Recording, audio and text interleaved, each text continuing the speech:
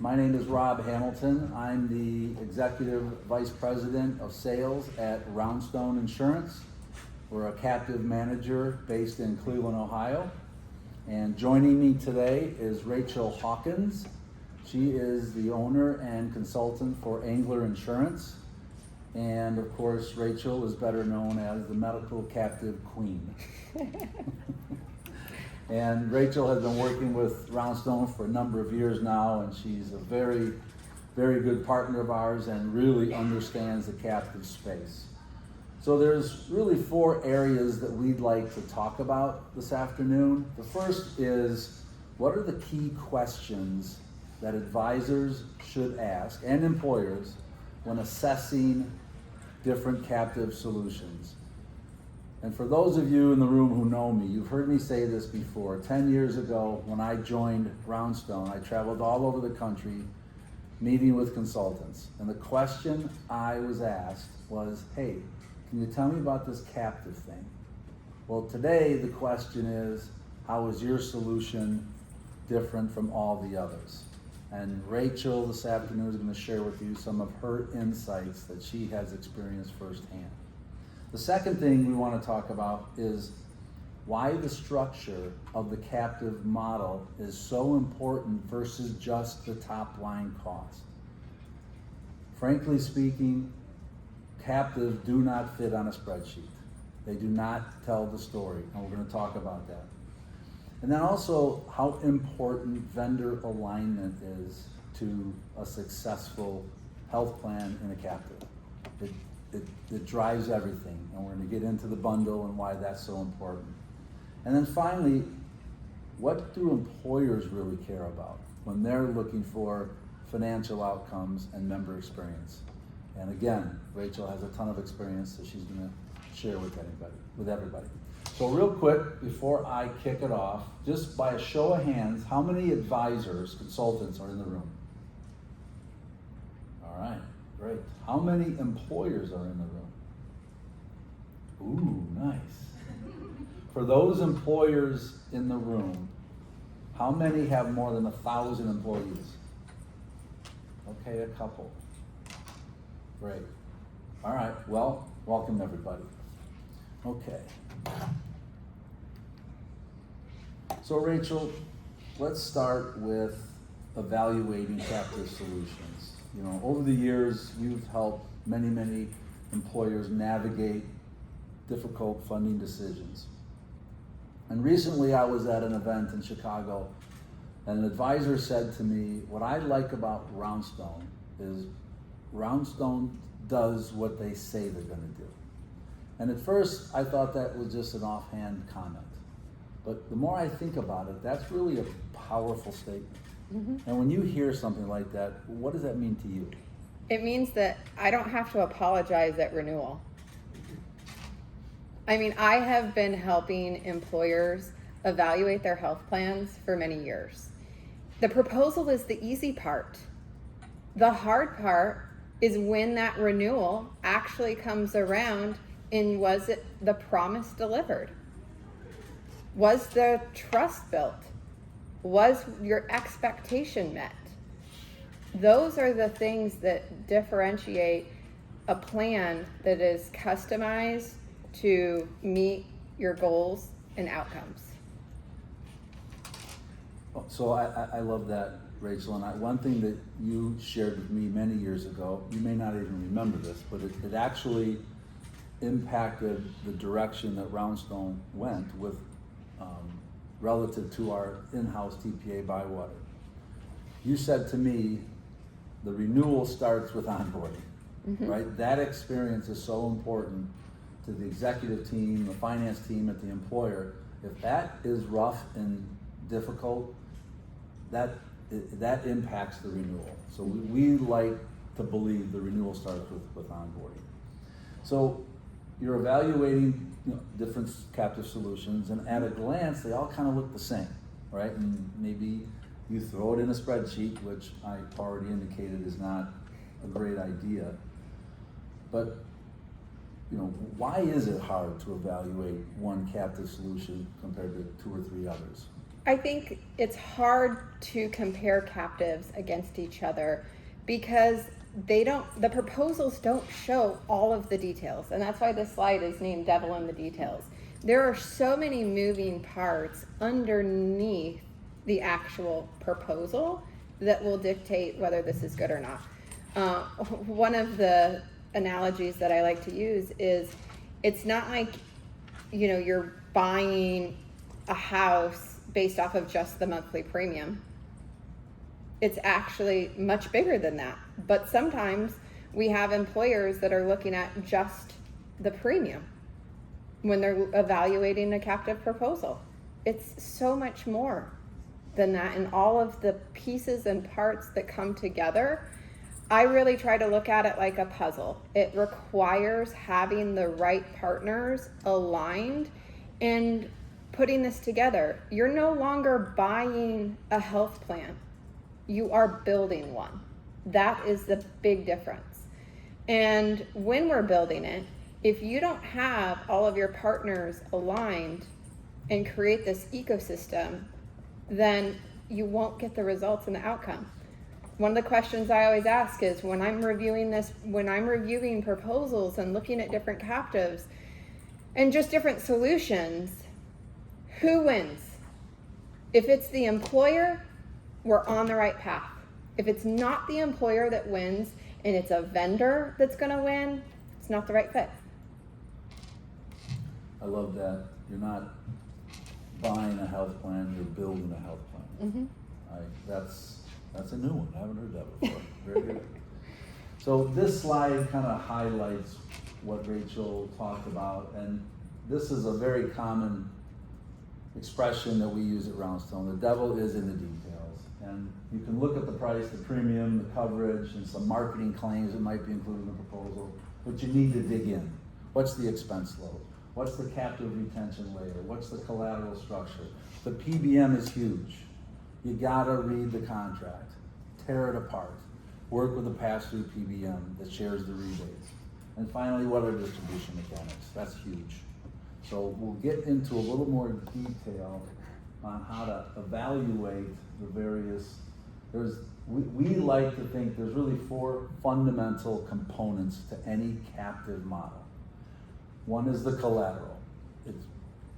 This amazes me how many captives structure their collateral differently. We've seen, and we have this documented, there are captives out there that require 25% collateral. We believe we have the lowest in the business at 7%. What's the renewal rate history? I was talking to an advisor from North Carolina earlier today, and he was sharing with me what he was experienced down there from the Blues.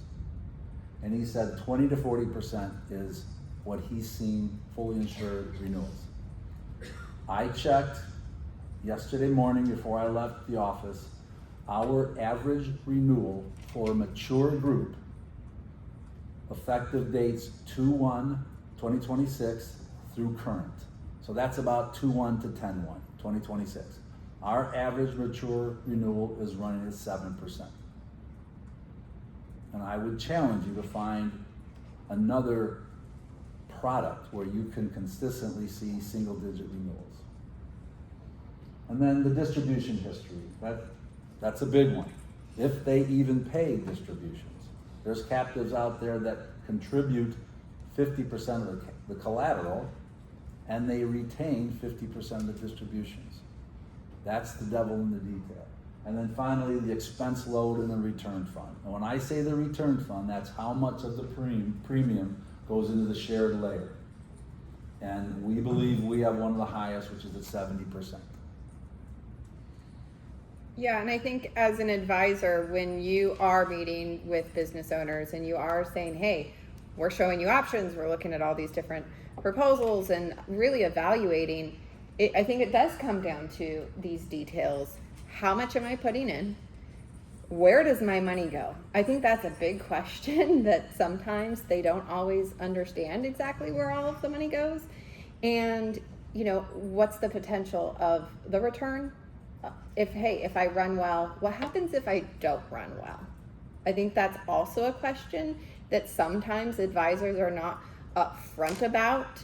And it is something that, yeah, if you're self-funding your health plan, there is a risk there. But the whole purpose behind captives is to help mitigate that risk.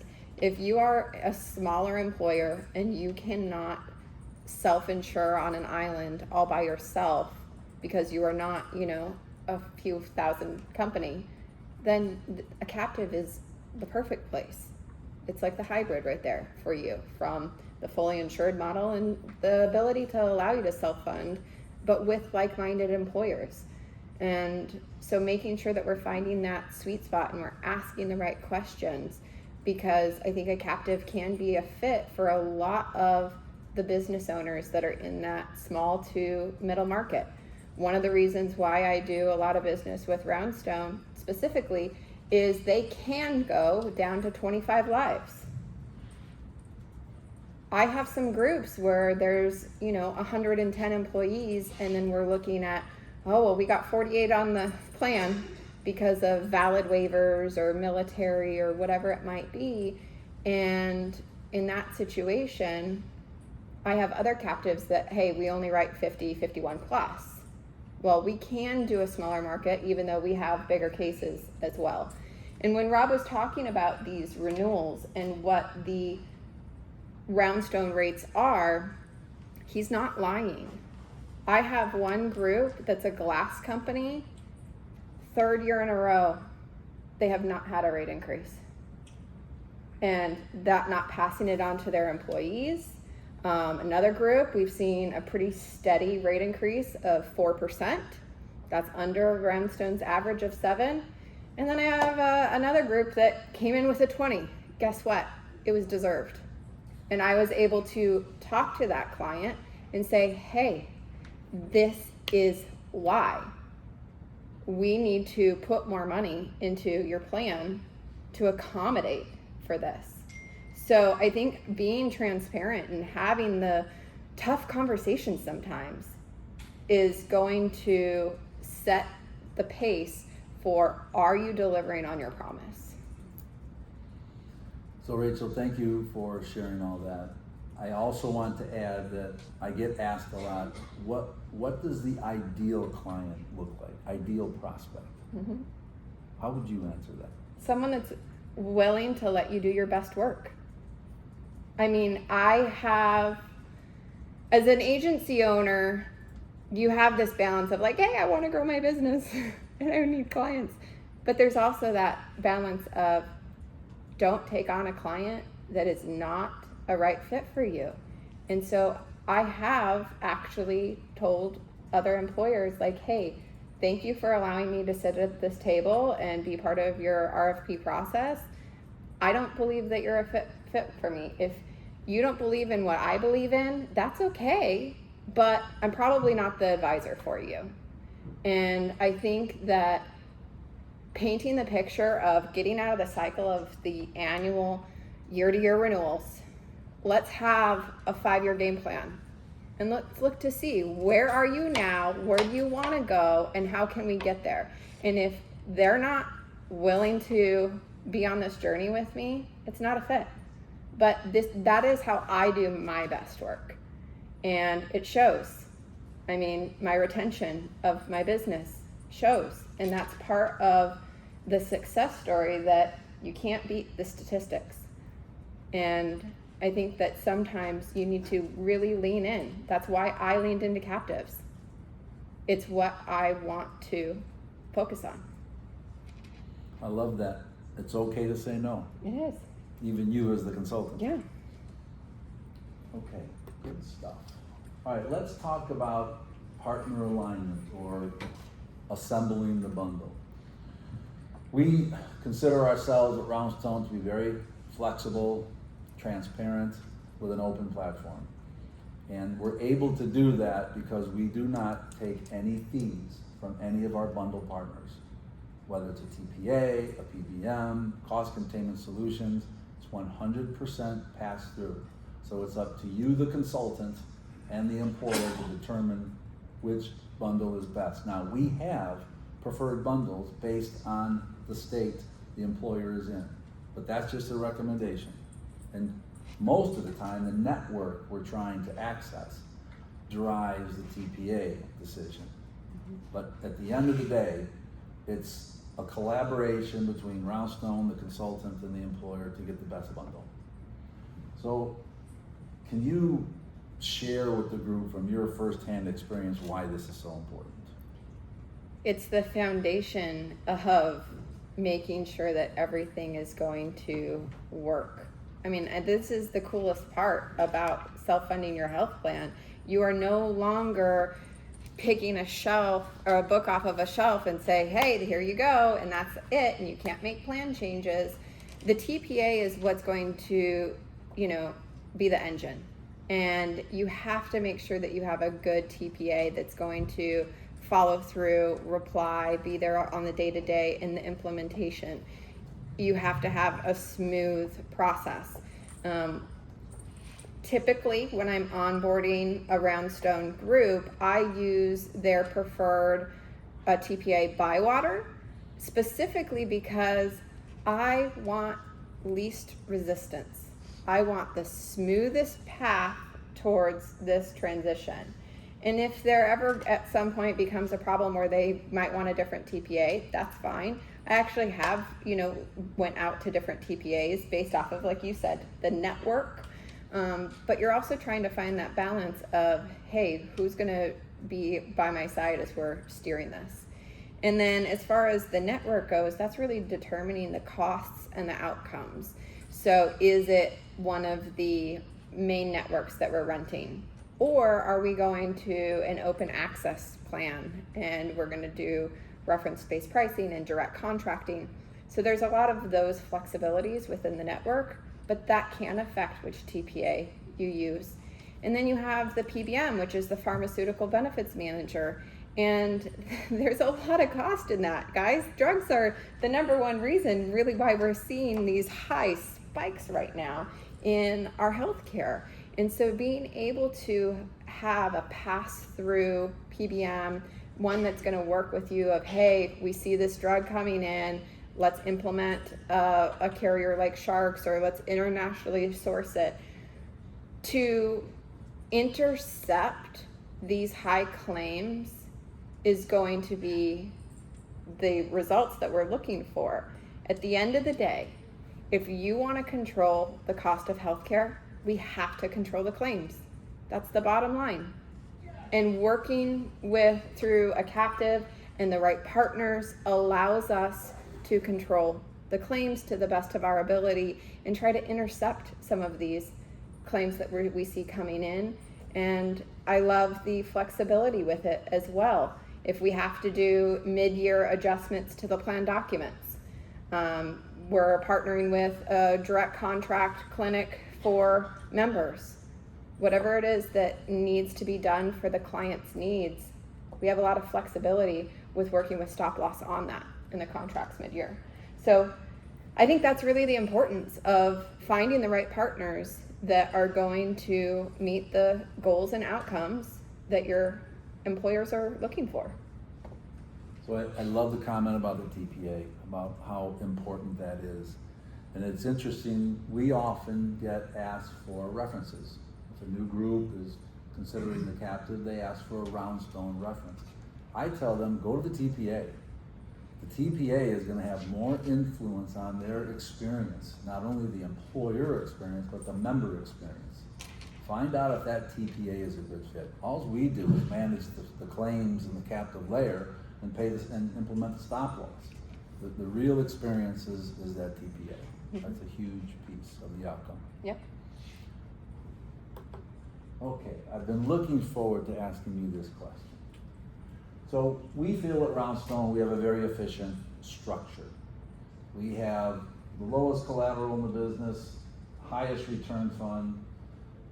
We pay consistent distributions, and I just shared with you what our outcomes have been in 2026.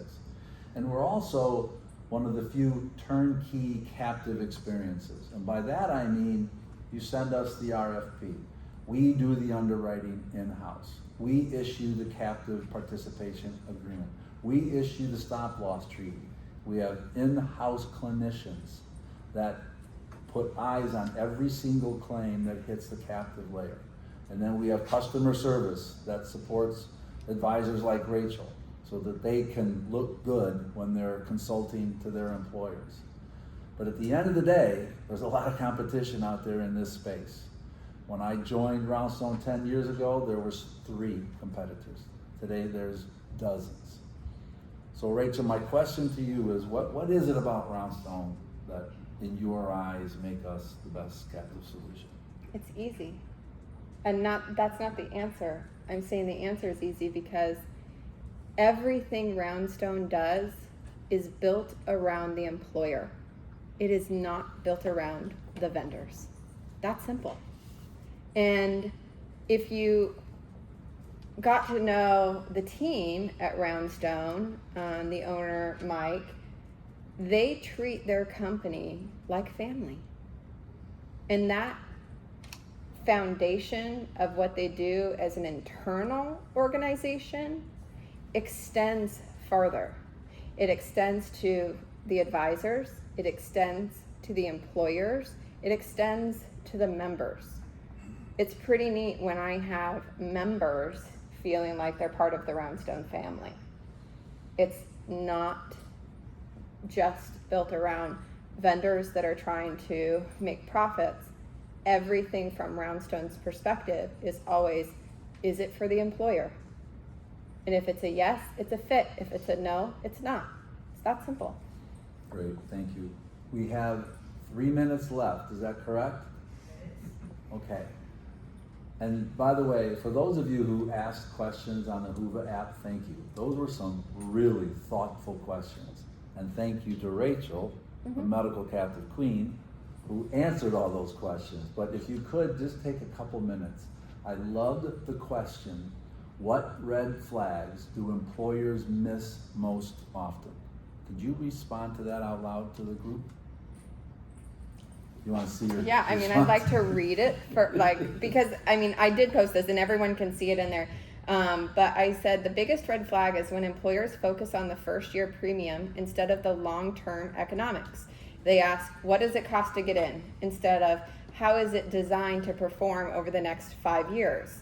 That's where I encourage them to dig into collateral, expense loads, renewal history, refund distributions, data transparency, and whether every partner is actually aligned with the employer's success. If you only compare the headline numbers, you can miss the cost that matters most. So that was my reply to that question. But I think the whole point of it is when you move into a captive, it is with the understanding of long-term sustainability. It is not meant to be the cheapest option year one. No, we're looking at how can we maintain this spike and valley and switching carriers and having all these disruptions. Where can we find that balance in maintaining quality and cost for long term? I could not have said that better myself.